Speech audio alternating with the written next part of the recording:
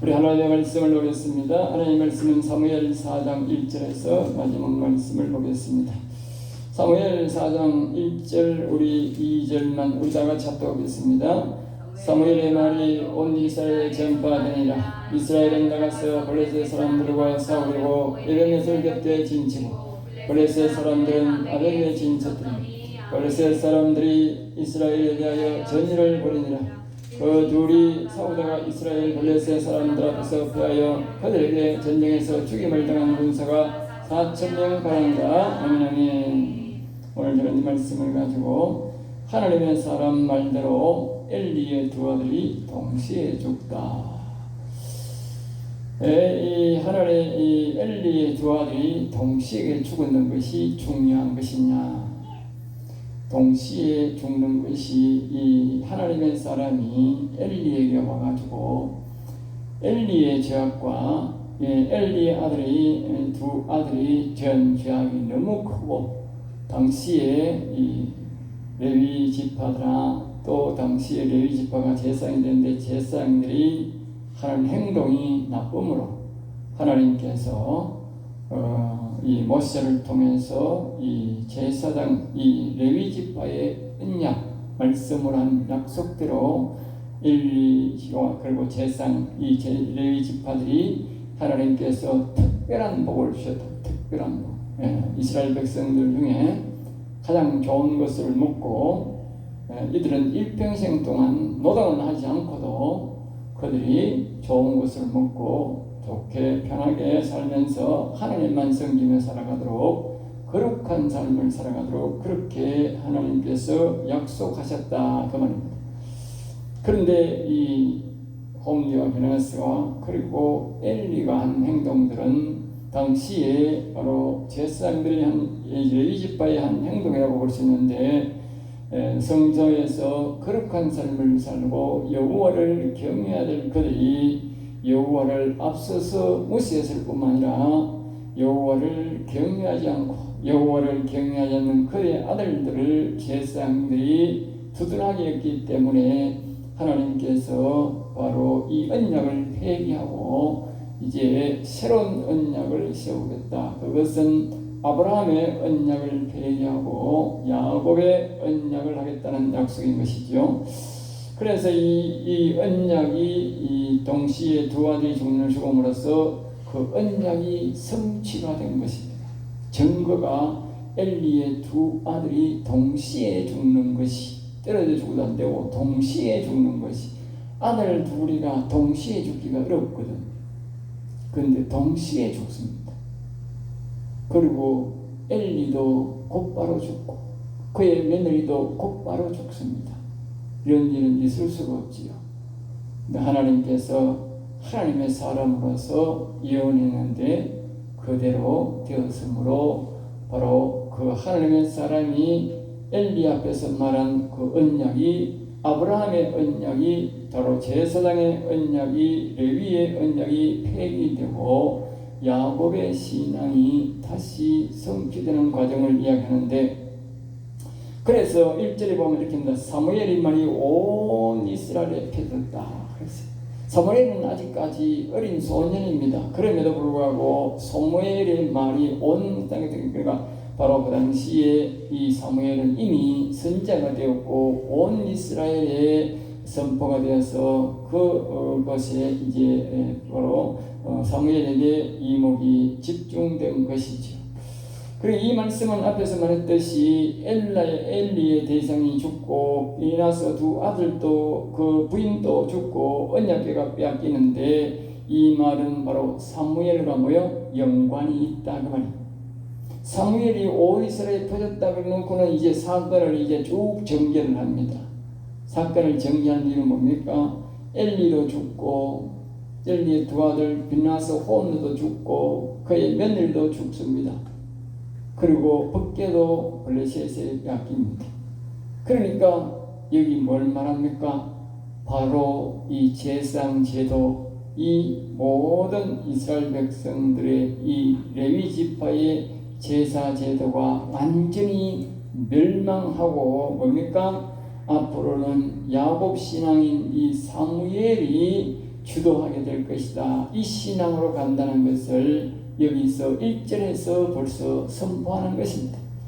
그러면서 이제 사건을 전개합니다. 2절입니다. 블레셋 사람들이 마침 이때에 블레셋 사람들이 이스라엘과 전쟁하기 위해서 이제 나온 것입니다. 그런데 첫 전쟁에서 이스라엘에서 패합니다. 이스라엘 백성들이 약 5천 명이 죽었는데, 그래서 3절에 보면 이스라엘 장로들이 모여서 의논을 합니다. 이들은 하나님의 음성을 못 들으니까 하나님 뜻을 모름으로써 이들이 하는 행동은 뭐냐? 언약궤를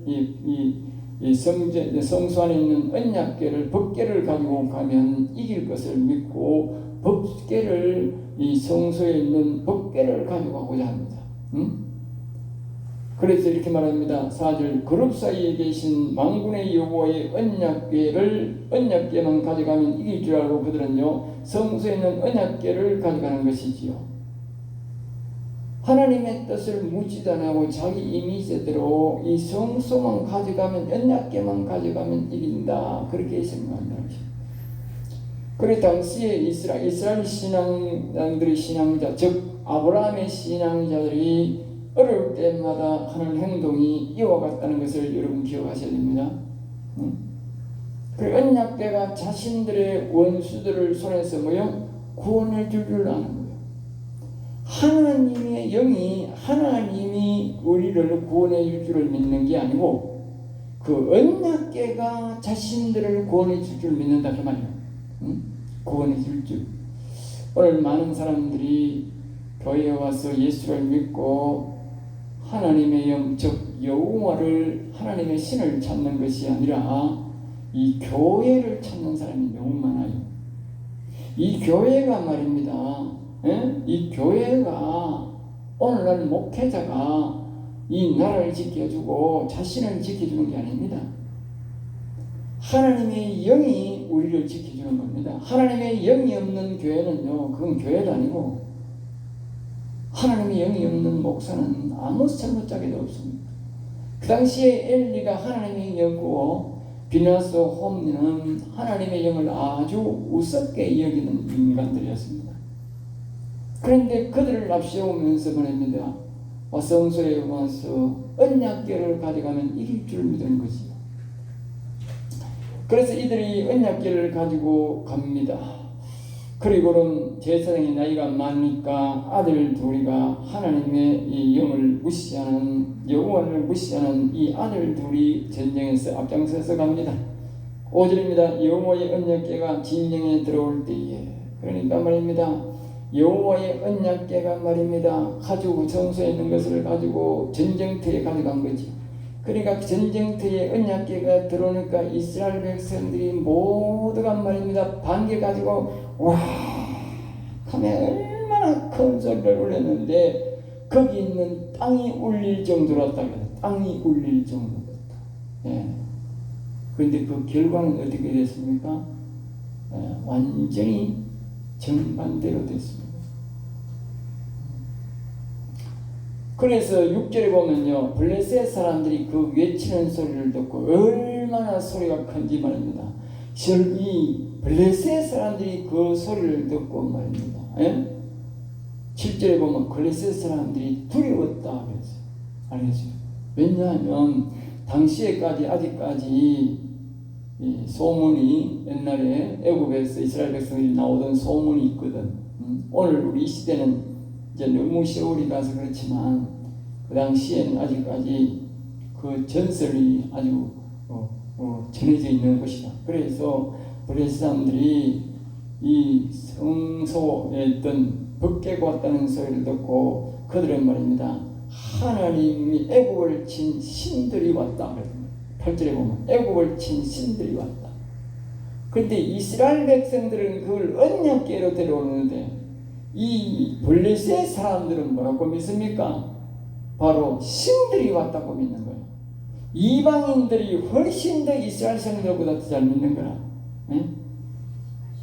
그리고 말입니다, 블레셋 사람들은 말입니다, 그 법궤가 하나님의 신이 왔다고 말입니다, 막 두려워하는데 이스라엘 백성들은 말입니다, 그 신을 두려워하는 게 아니고 말입니다, 자기들을 전쟁에서 이기게 해준다고 와 악하게 큰 소리 졌다고?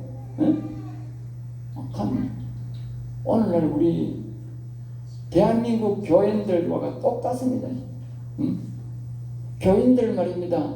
하나님의 영은 안 믿고 하나님의 영이 오면 와 소리는 안 하고 말입니다. 자기 교회에 뭐 좀 이상 있고 뭐 좋은 일 있으면요 와 소리치고 그럽니다. 똑같습니다. 하나님의 영이 오면 두려워하고 하나님의 영이 뭐 높이는 것이 아니라 말입니다. 자기 교회에 어떤 일이 있으면 막 큰 소리치고 박수치고 울고 즐기고 한다.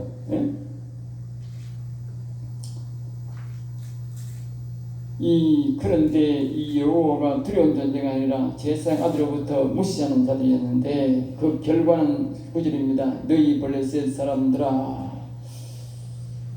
그리고 오히려 하나님의 음성이 와 하고 소리지르는 이스라엘 백성들에게는 하나님의 음성이 안 들려요. 그런데 말입니다. 신기하게 이 법궤가 왔다는 소리를 듣고 두려워하는 상대방 이방인 블레셋 사람들에게는 말입니다. 하나님의 음성이 들리는 거예요. 거기에 하나님의 음성이 9절에 보면 이렇게 말하는 거예요. 너희 블레셋 사람들아 강하게 되며 대장부가 되라. 너희가 히브리 사람의 종이 되기를 그들이 너희의 종이 되었던 것 같이 되지 말고 대장부같이 되어 싸우라. 알겠어요? 좀 기억하세요. 오늘날 성도라고 교인이라고 하나님이 무조건 이기게 해주는 게 아니에요.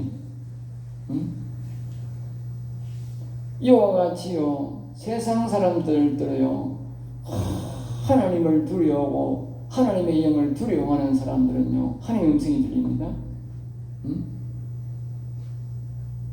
교인들이요 어래 하나님 믿네 하고 하나님 내 편이지 하고 한 내 편 아니라요.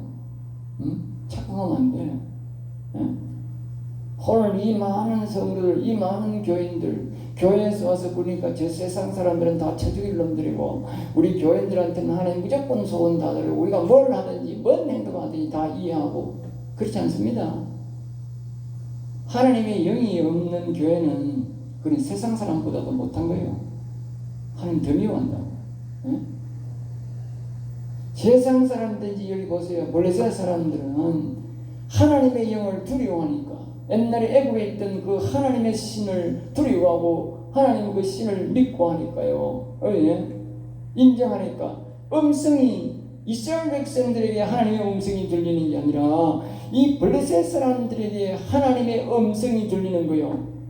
전쟁의 성패는 누구에게 있습니까? 그동안 우리가 수없이 보지 않습니까? 사사기를 통해서 수없이 봤는데 전쟁은 하나님의 음성을 듣는 사람들에게 승리가 옵니다. 하나님의 음성을 듣지 못하면 지는 거예요. 그동안 이스라엘 백성들은 하나님의 영을 무시했다고. 오늘도 이렇게 비나사 이 홈리가 제일 앞섰는데 이들은 앞서서 하나님을 여호와를 무시하는 자들입니다. 그 성전 성소에서 이상한 짓거리까지 했던 그들인데 그들이 앞서가 있는데 하나님은 그들을 도와줄 리가 있습니까? 그들은 하나님이 이미 버렸다는 사실을 그들이 알고 몰랐던 것이지. 오늘 우리가 기억해야 됩니다. 그러면 이 대한민국에 있는 교회들은 하나님이 지금 뭐 버렸겠는가 안 버렸겠는가? 잘 생각해보라고. 그 당시에 그 홈리와 비너사보다도 그 엘리보다도 오늘날 교인들이 더 잘 거룩한가?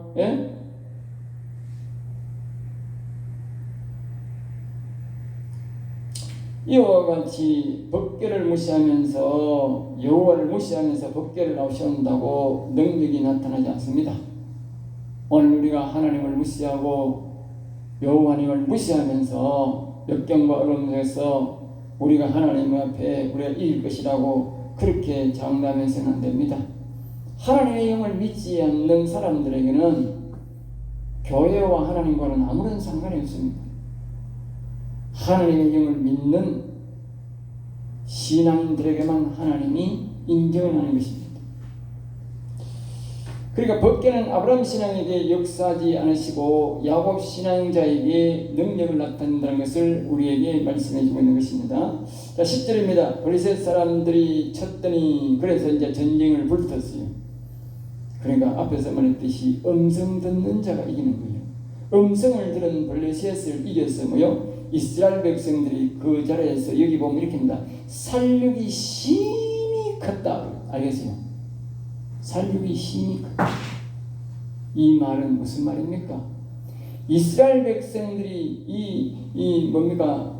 이 언약궤를 가지고 앞세워 간 이 제사장이 앞세워 이 이스라엘 백성들이 말입니다. 좀 무참히 죽었다고 말이에요. 무참히 죽었다. 힘땀은 못 쓰고 그냥 전멸했다고 말이에요. 전멸. 예? 전멸했다.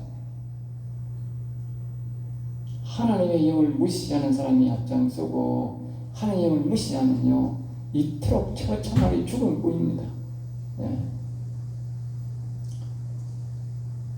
그리고 여기에 비누아스가 홈나가 바로 여기서 죽게 됩니다. 그래서 하나님의 뜻을 이제 이루게 되는데 12절입니다. 그래서 실로에 이르니라. 한 사람이 막 달려와서 베냐민 사람이 달려와서 이 소식을 실로가 바로 엘리 제사장이 있는 성소가 있는 곳이죠. 성소. 그 성소에 막 이제 달려와 가지고 그 소식을 전합니다. 13절입니다. 그가 마음이 하나님의 죄로 말미암아 떨릴지어니라. 그래서 그의 마음, 이 말은 엘리가 성소에 있을 이제 그 언약궤를 이스라엘 백성들이 전쟁에 가져가 버렸으니까, 전쟁이 없으니까 엘리가 이제 그 언약궤를 이제 못 찾으면 이제 위험하게 되는 거예요. 저기 제사장의 책임은 이제 그 성소를 잘 관리해야 되는데, 그러니까 이제 굉장히 이제 엘리가 불안한 거죠. 굉장히 불안해 있는데, 이제 그 소식을 이제 기다리고 있는 것이지요. 하나님의 영이 가야 되는데 뭐요? 법궤만 가는 거지요. 법궤만. 사람들은 이렇게 생각합니다. 하나님의 영이 안 가고 법궤만 가면 됩니다. 이거 오늘날 우리 이 시대의 사람들과 똑같습니다. 신앙이. 사람들이 예배에 하나님의 임재를 기다리는 것이 아니라 그냥 예배만 드리면 된다고 생각하는 신앙과 똑같다고. 법궤만 전쟁터에 나가면 된다. 그것이 오늘 사람들이 교회 와서 예배만 드리면 된다고 하는 신앙과 동일한 신앙입니다. 알겠어요? 하나님의 영이 가야 되지. 그러니까 하나님의 뜻을 묻고 하나님이 함께 하실 것인가 이 하실 것인가 그 하나님이 함께 가자고 해야 돼요. 사사기에 보면 그 여자에게 그 장군이 가면서 그럽니다. 당신이 가지 않으면 나는 가지 않는다. 이 말은 뭡니까? 하나님의 영이 가지 않으면 나는 안 갑니다. 그랬다. 하나님의 영이 함께 가는 게 중요한 것이지 법궤가 가는 게 중요한 게 아니라 오늘 교회에 말입니다. 교회에 와서 하나님의 영이 함께 있는 게 중요한 것이지 예배가 중요한 게 아니다 그 말이에요. 사람들은 하나님의 영은 온데간데 없어도 예배가 중요하다는 거예요. 그 순서대로 하나하나 안 지키면 죽을 것이 이야기하는 거예요. 하나님의 영이 없으면 그게 헛방입니다. 그리고 이 소식을 알려들었을 때에 성읍 사람들이 먼저 듣고 말입니다. 이 엘리는 눈이 어두우니까 잘 보지 못하니까 이 소식을 성읍 사람들이 듣고 막 울부짖는 거예요. 그래서 울부짖는 소리가 너무 크니까 3만 명이 된 사람이 무참히 다 죽었으니까 얼마나 곡소리가 크겠어요. 자기 자식들이 다 죽었으니까. 그러니까 3만 명이니까 자식까지하고 형제까지 다 몇만 명이 한 10만 명은 안 되겠어요. 10만 명이 자기 형제가 죽고 자식이 전에 부부간에 가면 그래도 3만 명이면 6만 명이잖아. 자기 부모만 해도. 그 울음소리가 얼마나 컸겠냐. 그리고 이 14절에 보면 엘리가 이 부르짖는 소리를 듣고 깜짝 놀라가지고 이유를 묻는 거예요. 15절 그때의 엘리의 나이가 98세였다. 하나님의 말씀대로 말입니다. 예? 이 레위 지파 사람들이 하나님이 그 장수하겠다. 장수의 복을 줬다. 뒤에 보면 다시 시언약에는 장수의 복을 안 하고 젊을 때 죽는다고 했어요. 네? 젊을 때 죽는다고 했다. 왜? 이렇게 장수하도록 복을 주고 하니까 제사장들이 타락했거든. 응? 16절 내 아들들아 일이 어떻게 되었느냐. 이제 결과를 이제 엘리 스스로가 자기는 눈이 어두우니까 이제 묻는 것입니다. 17절입니다. 보고를 합니다. 당신의 두 아들이 죽고 홈리와 비나스도 죽음을 당하였고 괴는 빼앗겼 하나님의 괴는 빼앗겼습니다. 이렇게 이것이 뭐요? 엘리의 신앙입니다. 엘리의 신앙. 여러분 기억하셔야 됩니다. 우리가 하나님의 영이 무시하고 하나님의 영이 없는 예배를 드리면요 또 이와 같이 됩니다. 알겠어요? 결과가 언약은 언약궤를 뺏겠다는 말이에요. 하나님과 나의 언약이 벌써 파기됐다 그 말이요. 언약이 파기된 교회에 예배 드려봐야 하나님 앞에 예배 드려봐야 무슨 소용이 있어요? 아무 소용없어. 하나님은 우리의 언약이 하나님이야. 언약이 파기되면 그 교회에 예배 첫날만 날 드려봐야 아무 소용없어. 하나님은 언약에 따라 복을 주는 거예요. 하나님의 영을 무시하고 언약궤를 가져가 봤지만 다시 말하면 오늘날 하나님의 언약을 무시하고 하나님의 영을 무시하고 이 교회에 와서 예배를 들어봐야 교회 이름 팔아봐야 아무 소용없다는 말이에요. 복을 못 받는 거예요. 그리고 엘리의 신앙이 바로 법궤를 하나님의 영원을 무시하고 이런 신앙을 갖고 있으니까 아들도 그와 같이 돼가지고 결국을 이와 같이 끝이 난 거예요. 교회를 앞세운다고 교회를 앞세운다고 하나님을 앞세운다고 되는 게 아니에요. 하나님의 음성을 듣는 사무엘에게 질문했으면 뭐요? 간단히 해결될 일을 가지고 앞에서 제가 그랬지 않습니까? 1절에 사무엘이 온 나라에 퍼지니라. 그러면 사무엘이 음성 듣는 것을 엘리가 벌써 이미 알았잖아. 앞장에서 우리가 3장에서 봤으니까. 그러면 그 사무엘에게 가서 질문하면 될 텐데 그 사무엘을 무시한 거지요. 나이가 어리다고 제사장 자기가 우선된다고.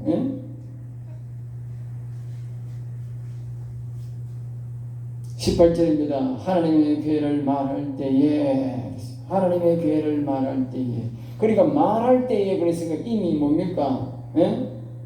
그가 넘어져 죽었다고 했어요. 그러니까 이 엘리는 하나님의 교회는 말하지도 아직 안 했어.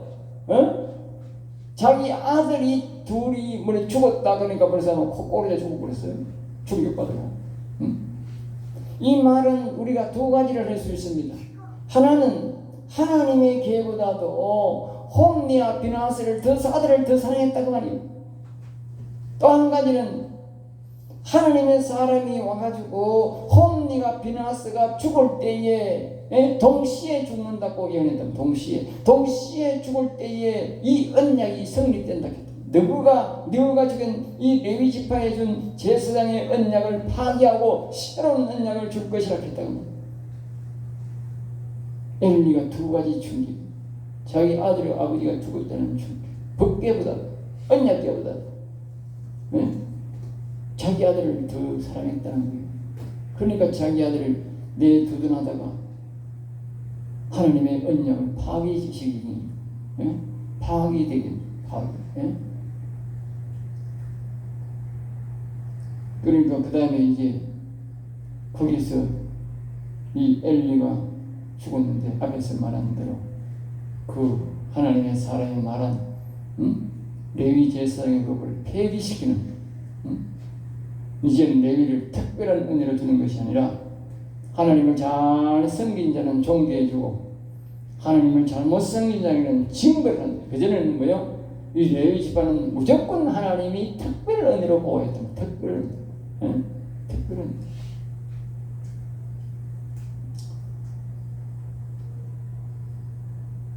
이것이 다시 한번 거듭말하지만 여호와의 영을 하나님을 여호와님을 무시한 결과가 이와 같은 일을 결과를 가져왔다는 것입니다. 왜 내가 그런 말을 했냐면 오늘 우리 목사들도 잘 새겨 들어야 된다 그 말입니다. 이와 같이 하나님의 영을 여호와를 무시하게 되면 이와 같이 언약이 파괴되고 자신이 엘리야와 같은 신세가 되고 자신의 자식들은 뭐예요? 엘리의 자식 비나서 홈리와 같은 자식이 된다고 말이에요. 홈리와 같은 자식. 19절입니다. 그의 며느리 비나스의 아내가 둘째 며느리죠. 이 때맞추어 둘째 며느리가 아기를 낳는데 남편도 죽고 시아버지가 죽었다는 소식을 듣고 아기를 낳습니다. 그런데 20절에 말입니다. 죽어갈 때에 그 며느리도 죽습니다. 죽어가는데 아주 특이한 행동을 합니다. 죽어가면서 아기를 낳는데 곁에 있었던 여인들이 아직까지 죽기 전입니다. 그래서 옆에 있던 여인들이 이제 당신이 이제 아들을 낳았습니다. 그러니까 이 여인이 자신이 아들 낳은 데서도 아무런 관심이 없습니다. 그러면서 이제 그가 이제 21절에 말합니다. 이러기를 이렇게 말합니다. 영광이 이스라엘에서 떠났다. 알겠어요? 아니 자기가 죽어가면서 아기를 낳는 사람이 말하기를 이러기를 영광이 이스라엘에서 떠났다. 그렇게 말한다. 예? 하나님의 영광이 이스라엘에서 떠난 것이 아니라 뭡니까? 하나님의 영광이 레위 지파에서 제사장에서 떠난 것이죠. 예?